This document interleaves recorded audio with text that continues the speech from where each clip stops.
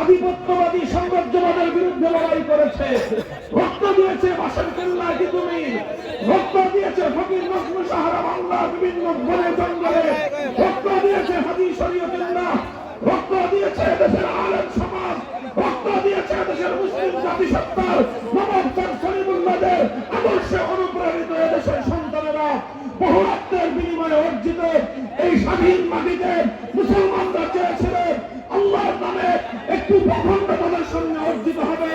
1947 সালে সেই ভূখণ্ড অর্জন হওয়ার পরে ষড়যন্ত্রের কারণে ব্যর্থ হয়েছে। 1971 সালে স্বাধীনতা অর্জিত হওয়ার পরে ষড়যন্ত্রের কাছে ব্যর্থ হয়েছে। 5ই আগস্ট